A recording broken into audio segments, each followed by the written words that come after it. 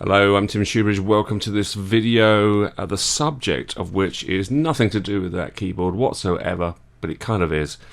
It's actually about this thing here, which is the Roland SP-404 Mark II.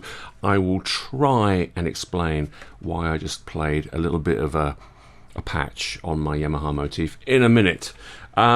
This video is not a tutorial about how to use this piece of gear here. There are so many tutorials out there on the internet, on YouTube, so please check those out.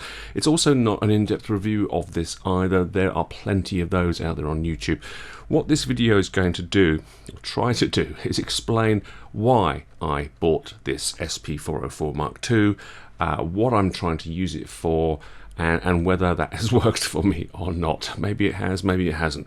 That's what I'm kind of get into with this. It's really very personal to me. It's about my creative process, if you like, how I am using the gear around me, and how I'm trying to fit this into that creative process. So it's my thoughts on this piece of gear, having owned it now for quite a while and played around with it for quite a while. But it really is very, very personal to me. So if that is of interest to you, if you can kind of relate to what I'm trying to do with this thing and then kind of think about your own personal situation, then that's really where this video is coming from. I really do hope you enjoy it. As always, thank you very, very much for watching.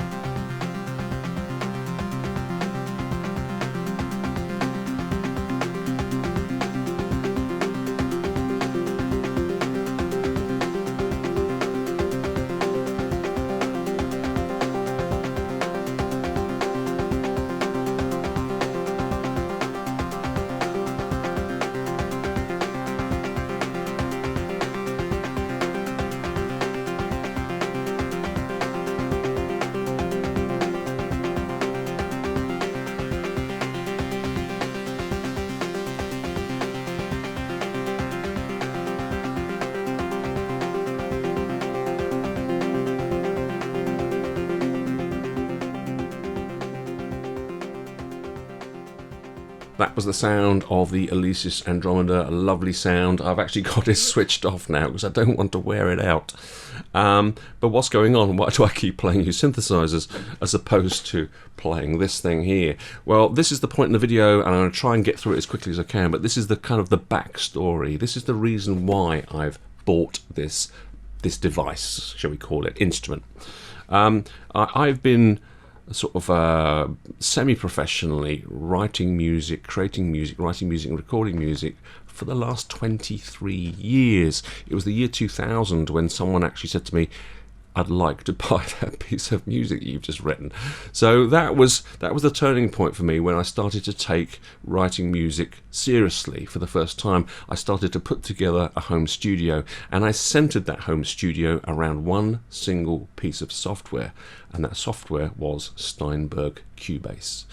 And I basically used Steinberg Cubase for the whole of the last 23 years. Obviously, different versions of it. It's been improved. It's got better and better and better and bigger and bigger and bigger. But that's the software that I use. That's my DAW. It's there right in front of me right now, and I use it almost every single day. And it works really, really well for me. I know it inside and out. I've got all my gear hooked up with MIDI hubs. Everything is fine. Everything works great. And day in, day out, I create music using my DAW, and it's fantastic.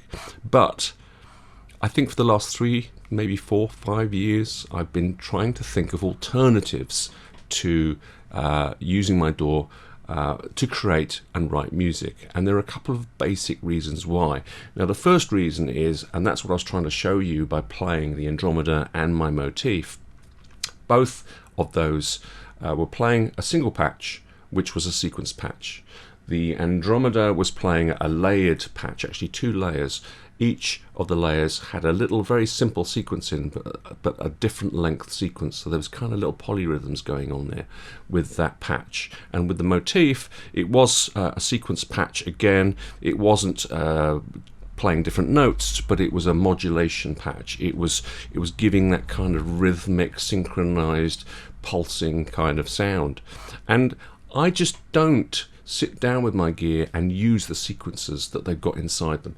Here I've got the Roland JDXA up here, fantastic digital synth. I really do love it. It's got a pretty damn comprehensive sequencer on board, and I've never ever used it.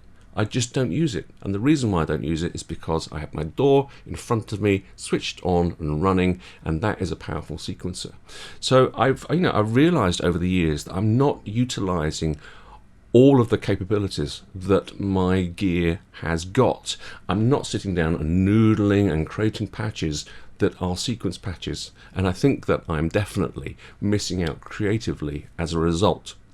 So that's the first reason why I want to come up with an alternative to being in front of my DAW. The second main reason is that I have to be in front of my DAW. I have to be sitting here in this chair with my monitor in front of me, my keyboard and mouse. I have to have everything switched on, booted up, software running, everything connected in terms of MIDI and audio, and only then can I lay my fingers down on a keyboard and actually capture notes and start writing music.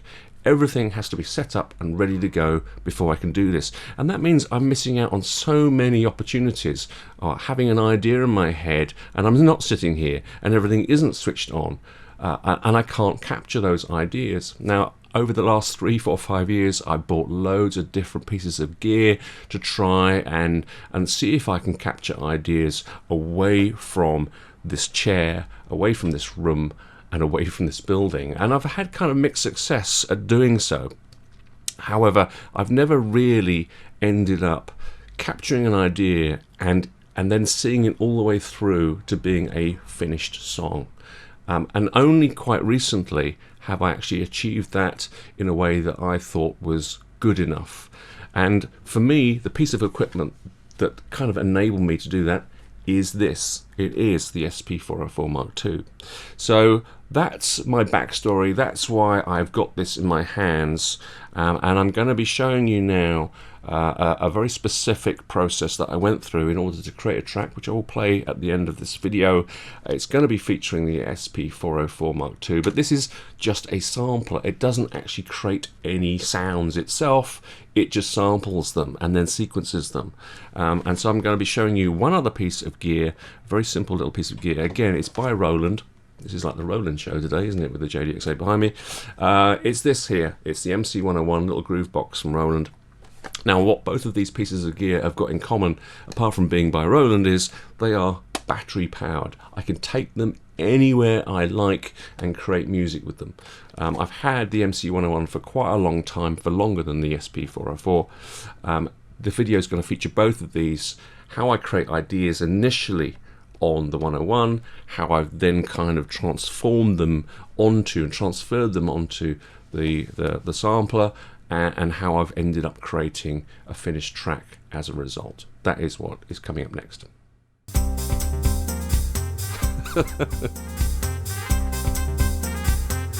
Yeah. Okay, so let's have a brief look at the MC-101 to start off with. Let's just go through some of its main features, how I'm using it, and how I'm really not using it to its best potential, let's face it.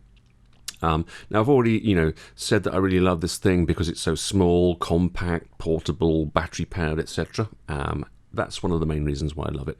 Second reason why I love it is because it is literally packed with thousands of really, really usable presets.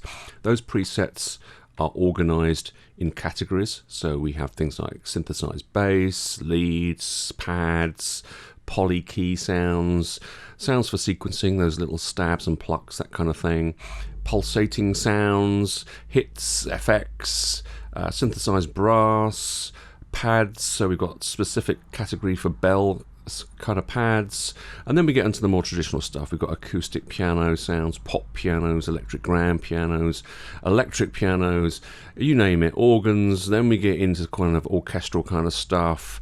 We get guitars next, then basses, then we get orchestral, solo strings, ensemble strings, brass, woodwinds, flutes, etc., etc., etc. And then we get choirs and voice. I mean, it's just packed with thousands and thousands. So here we are on the synth bass category. You can see that the way the pads are lit up, it's like a little keyboard, so we can actually play the sounds as we choose them here. We can go up and down in the octave range, so this is probably better for a bass. As you can hear there, let's go into this category.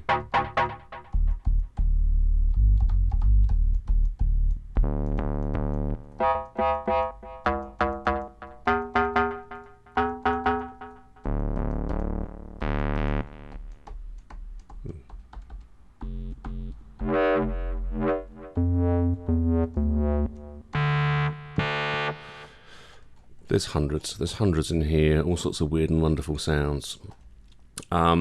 So you know, that's the second reason why I love it.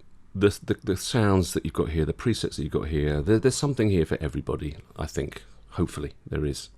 But then obviously this is not just a collection of presets in a box. It's not just a rompler in your pocket.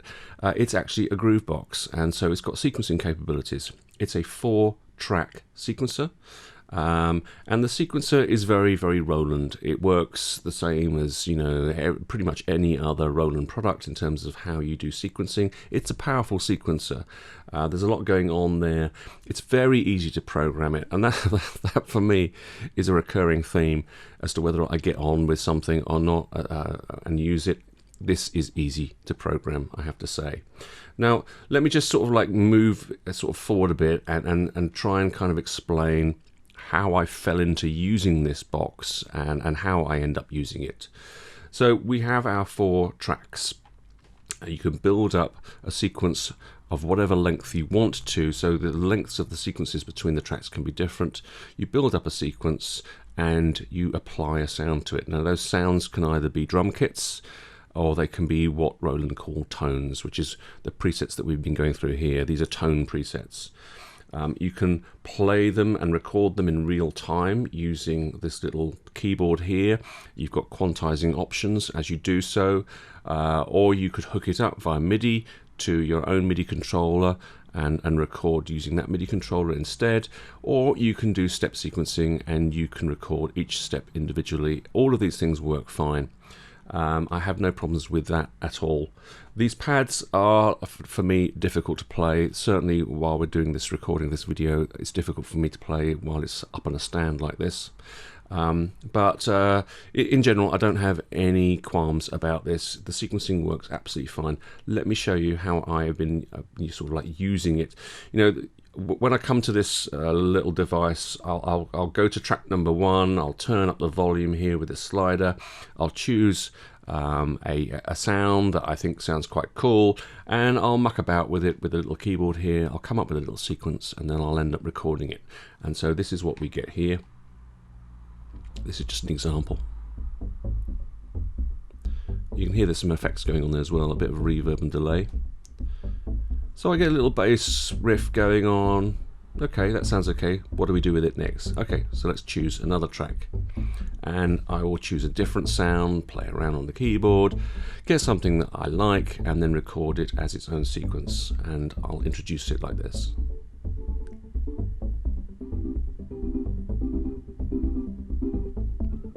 Okay, that's, you know, that's not horrible. Let's move on. Track number 3, let's try something else. Okay, so this time I can see there I've chosen a pad sound. Let's introduce that.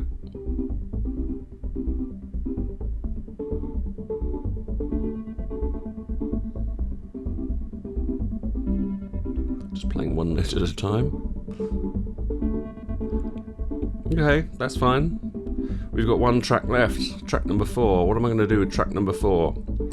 Well, I've decided to add, I can see there, I've decided to add a little drum kit in there and add a bit of percussion. So let's hear what that sounds like.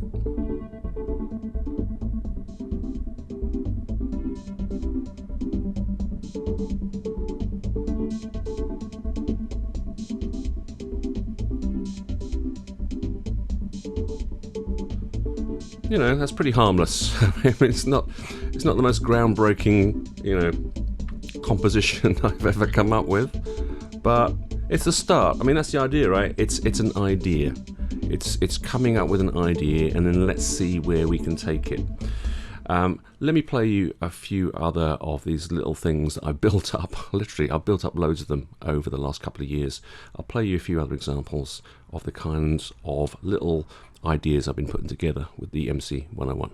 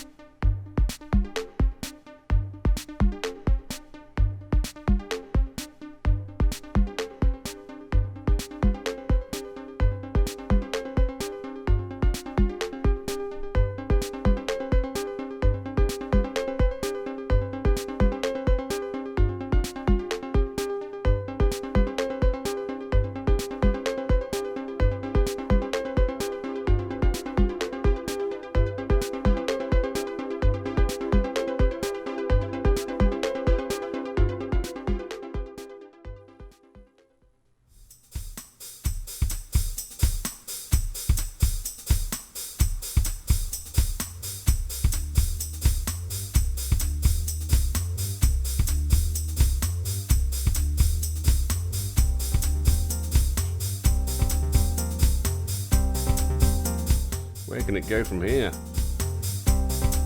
Let's find out with a trumpet.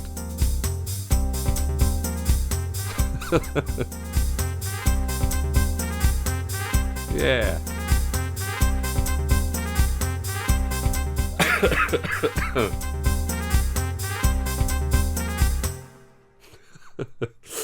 That was a classic. So, the next question is with the MC-101, well, okay, so you come up with an initial idea and it sounds okay, but then how do you move it forward? Now, what Roland have got here is the concept of clips. So the sequence that I'm playing on a particular track and the tone or the drum kit that I'm using and the way that I've sculpted the sound, all of that stuff, the tone and the sequence together are what Roland call a clip. And you can save those clips and you can create multiple clips for each of your tracks. And let me give you a very basic example. So here I've got this very simple sequence going on with my soft bass tone. If I go to clip view, you will see that I've just got two clips here. So the green one is the one that we're listening to right now, which is clip number 1, but I've created a second clip. Let's move to that second clip.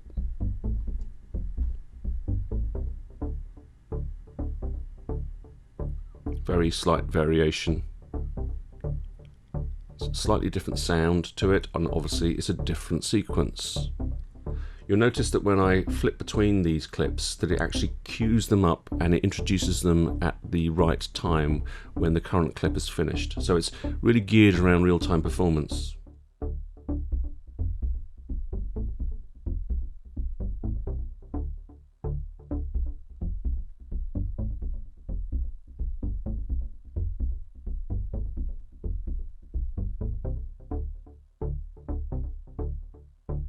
So this is a very, very simple example. Let me just introduce the other track so we can hear what it sounds like.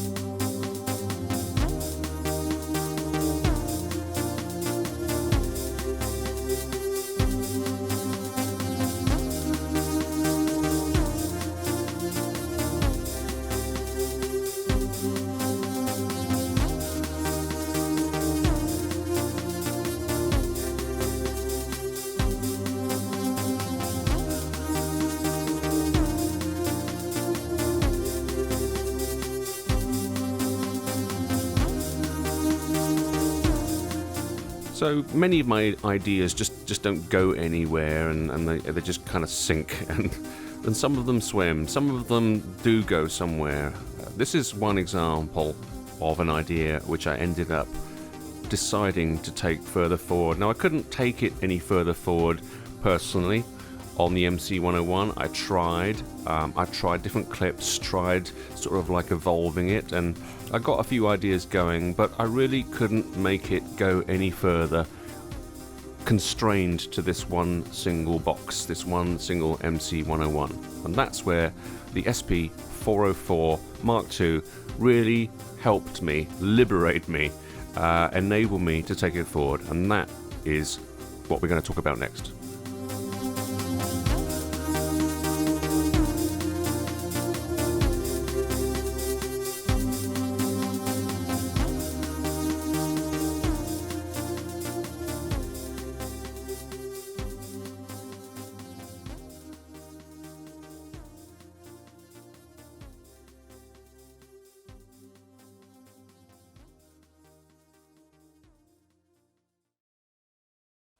Right, let's take a look at the SP-404 Mark II. Now, I have no experience of any previous version of this, and I have very little experience of other samplers and sampling groove boxes.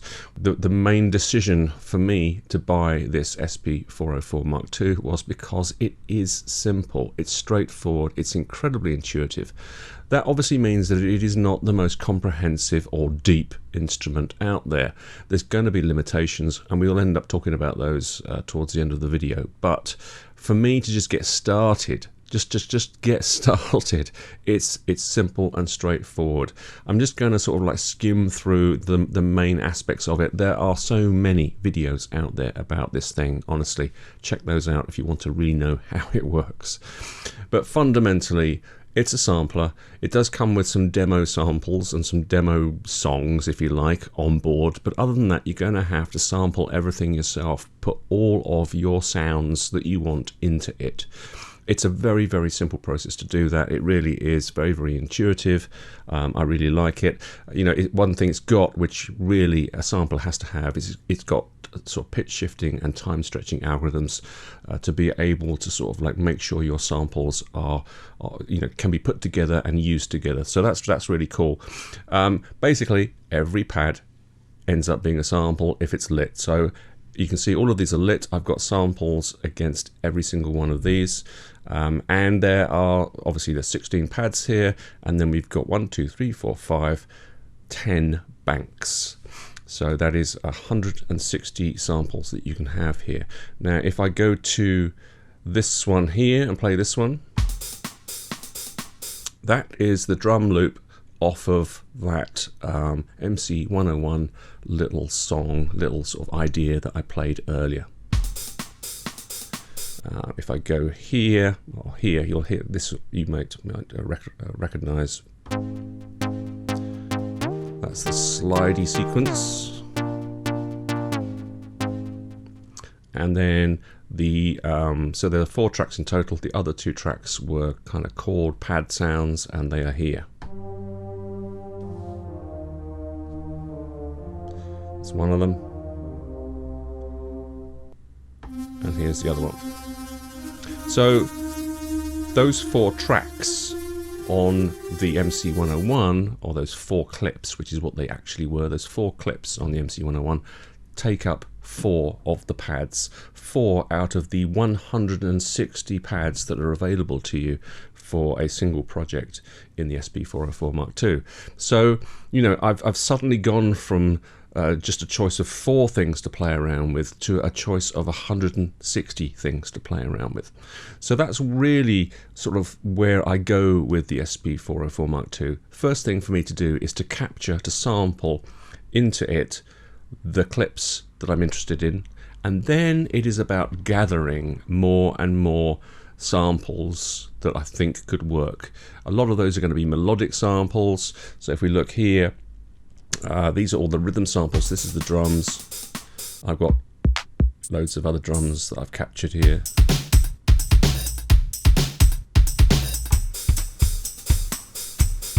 And then I've got loads of melodic samples.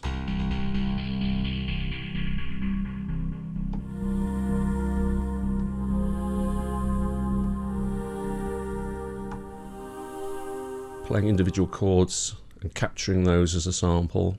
Here's a little piano, same chords but with the piano. Now, you know, in terms of me gathering these samples together, they're all sounds coming from the MC-101, okay?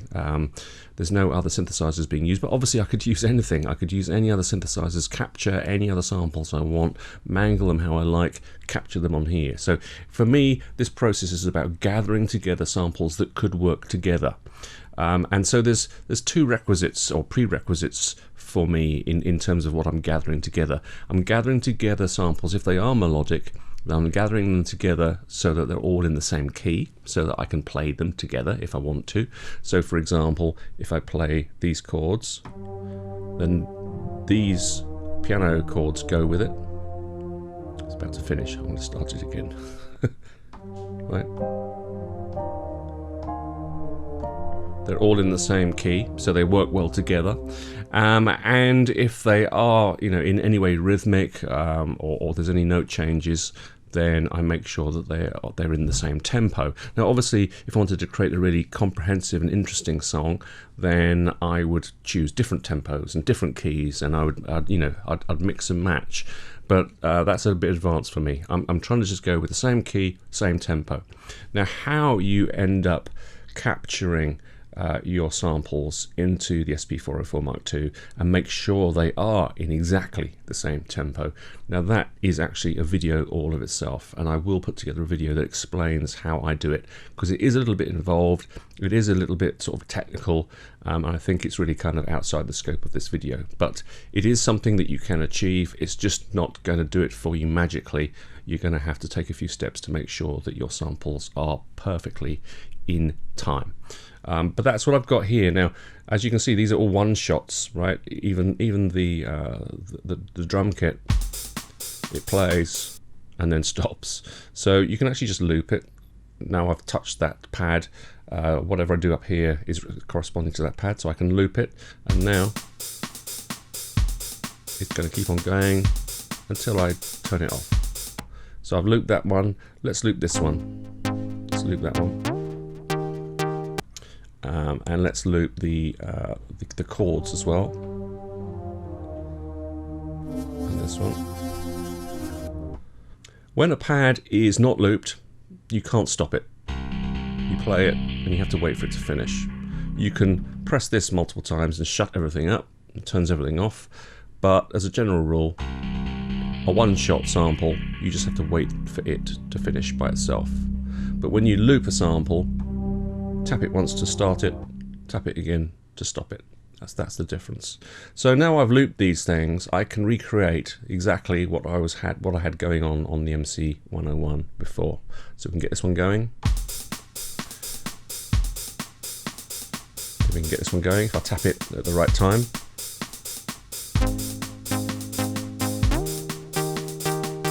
And now I can tap these at the right time.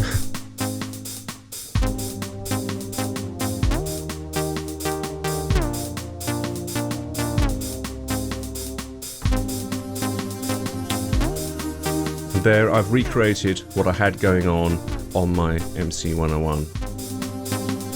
And now I can add to it with some of the other samples that I've gathered as I've gone.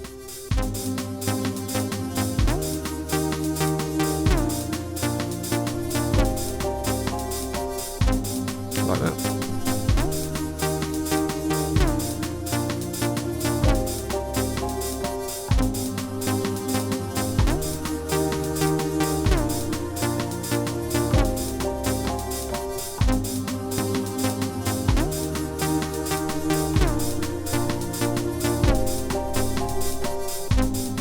Very, very easy. It's so much fun.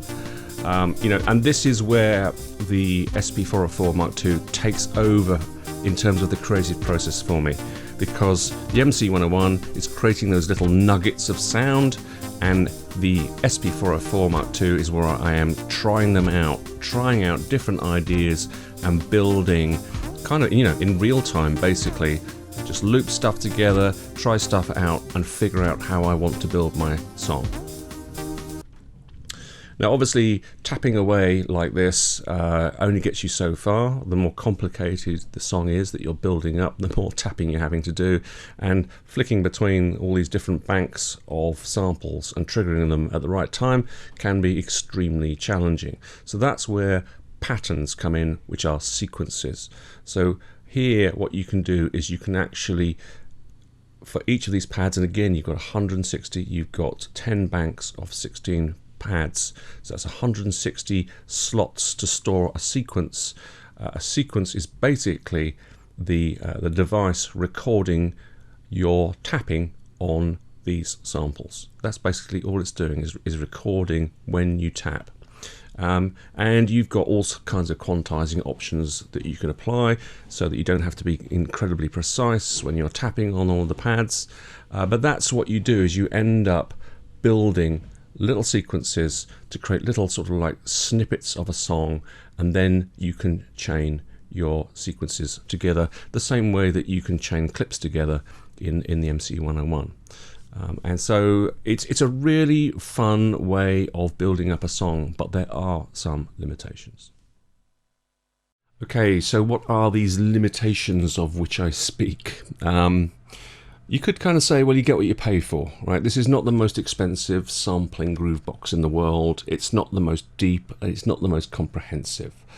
You know, it's a compromise at the end of the day. It's really quick to pick it up and start to use it and learn it, but it's not very deep. So, you know, there are going to be limitations, and I think that's absolutely fine. You know, if I wanted the most comprehensive sampling capability, I wouldn't be using this. I chose this because it didn't take too much brain power for me to be able to really appreciate it and use it.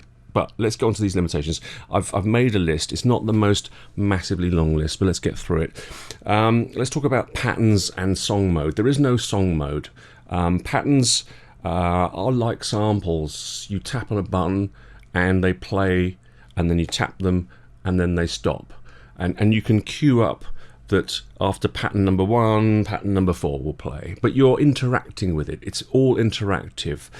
There's no song mode. You can't kind of define up front, okay, I want pattern number 1 to play, I want it to loop twice, then I want to go to pattern number 5, I want it to loop 3 times, and then I want to go back to pattern number 2. There's none of that. it's all interactive. So if you want to play and record a song from start to finish, you're having to interact with this the whole time.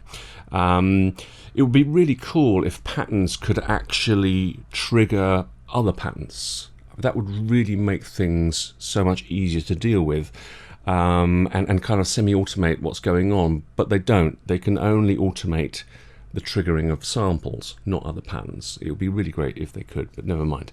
So that's a limitation. No song mode is a limitation. Patterns don't like, I don't like using patterns with looped samples. Now I showed you in the little demonstration of this box that if your sample is looped, then you tap to start the sample playing and it starts looping, and then you tap again to stop it. Now what happens if you use a looped sample inside a pattern is the first time the pattern plays through from start to finish, it plays your sample and your sample loops, and that's all brilliant and you think wonderful, it works. But then the pattern goes around and loops, and then the second time it goes through, it is doing the same tap on that sample button and it switches the sample off. So the first time you go through the pattern, your looped samples play. The second time you go through the pattern, all your loop samples just shut up, and then the third time through they start to play again, and then the fourth time they shut up. It's really bizarre, and you know, you kind of scratch your head and wonder what on earth is going on here. Now if that's your kind of desired behavior, then fantastic, it works like that out of the box. But otherwise, loop samples inside patterns is very frustrating. I would avoid it if at all possible. So that's the pattern side of things, and you know, these are sort of inconveniences, but you know, you get to know the limitations, and that's okay. The biggest problem I have with this device here is how it handles what I would call samples that have a tail. And by tail I mean they've got like a long decay. Now it could be because there's some reverb or some delay that's recorded in the sample, or it could be that the sample, you know, the original instrument that you're playing has got a long release on its amplitude envelope, for example. So you know, the sound decays away gently. If you're doing lots of ambient stuff, then you're going to have lots of samples like this. Now, when it comes to samples with a long tail, if you want to loop them, then there's a specific limitation with this. It just doesn't work with these kinds of samples very well. I'll show you up on the screen here, but basically you can specify a loop start point, but there's no ability to specify a loop end point. So you couldn't have a sample kind of looping in the middle, and then when you release the note, it plays out the tail.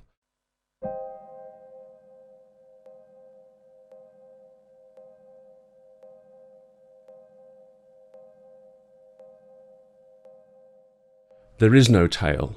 The loop is from a loop point to the end of the sample. There is no tail. So looping samples doesn't work if your sample has a tail. You just get cut off, and it's just you know, you get little glitches and it's not nice. So if you go with using your samples with a tail and triggering them from within a pattern, then that works okay until you are triggering another pattern. So let's say I have got a bunch of samples that I've triggered in my first pattern, and then I want to go and play pattern number 2. As soon as pattern number 2 kicks in, all of the samples that were still playing in pattern number 1 get silenced immediately. I'll show you a little example of this so you can see what I'm talking about.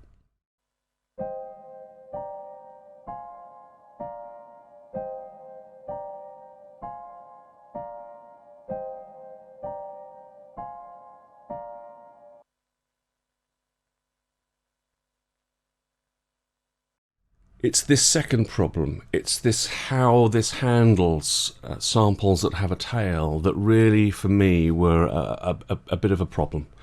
I couldn't finish my song just using this device because of this issue. The only way to get around it was to actually interactively myself be hitting the sample buttons and playing out those long samples that sort of like I want to ring out from one pattern to the next, and you know, that's just not going to work for me. I want to have a bulletproof way of working. So what I ended up doing was there's an SD card here, and I ended up exporting the samples from the SP-404 Mark II onto my SD card here, which is really easy to do, and then I imported my samples back into Cubase, back home, where everything's familiar, and I ended up finishing off my song in Cubase. And I know that sounds like it was a complete failure with this, but it wasn't a complete failure with this.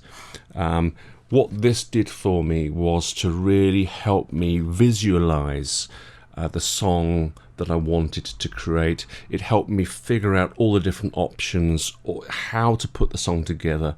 And once I knew how I wanted to structure that song, that's when I went back into Cubase and fitted it out in Cubase in a project which I can show you here, and I finished it off. And I don't think it's, I think maybe my idea about a completely DAW-less solution is not realistic. At the end of the day, one of the things I use my DAW for is to mix my song, master my song, get all the EQs right, the compression right, ride the faders, get everything to kind of fit together really, really nicely. And for me personally, I don't think I would ever find a piece of hardware to do that job for me as well as I can do it in my DAW. So I think, I'm always going to end up finishing my songs in my DAW. And so, getting to the point with this where I actually took all the samples and put them into Cubase, I don't think it's such a bad thing after all. This still got me to that point of creating the song in my head, even if I couldn't do it inside here, all in an automated way.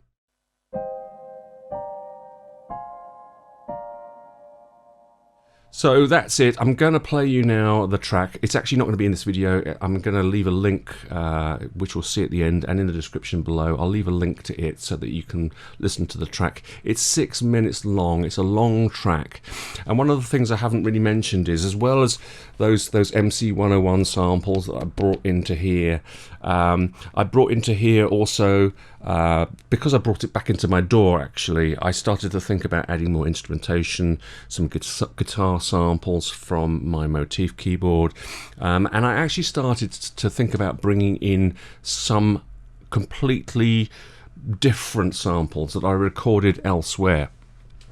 One of the things I really like is music, certainly instrumental music, that combines instruments with real-world sounds. I'm thinking, I can't remember which Jean-Michel Jarre song it was, one of his original songs that got him famous. It's got, at the very beginning, it's got like sound of, I don't know, it's a train station or an airport or something, I don't know what it is, but that kind of sort of like ambient sound at the beginning kind of sets a time and a place, and then his music kicks in. Tangerine Dream used this kind of technique as well. Pink Floyd certainly did in the old days, sort of mix in sort of ambient sounds and people's dialogue and stuff like that. I really like that because, it really helps you to create or tell a story. If you've got lyrics and you've got someone singing in your music, then you can clearly tell a story with the lyrics. But if it's a completely instrumental piece, then adding kind of extra interesting samples into it can really help tell that story. So with this particular track, the 6 minute long track, I'm actually telling a story. I've recorded an awful lot of dialogue from some individuals. I did some research going back to videos and live streams of like 10 years ago or even longer. I've picked out some pieces of dialogue from people that have a very, very specific point of view. Now, I don't share that point of view in any way, shape or form, but I wanted to tell their point of view in this song, and so that's what you get their point of view. I'm giving them the time to get their point of view across, and then of course you can make up your own mind whether or not you agree with them or not. You'll see what I mean when you listen to the track. But all that dialogue, I captured it here in the SP-404 Mark II. I chopped it all up, and I experimented and tried, you know, different bits of dialogue at different points in the song to see what fitted and what made most sense to kind of tell this story of these different people's opinions. And so that is also another fantastic thing for me with this little device, is just sort of like, you know, the world's your oyster in terms of what samples you end up using, and having something like this that's battery powered, that you can take it anywhere, plug a microphone into it. It really is sort of like liberating, I have to say. Anyway, enough of my waddling on. I do hope you've enjoyed this. Check this out. Check out lots of videos about it. Check out the MC-101. It's a fantastic little box as well. Until the next video, thank you very, very much for watching.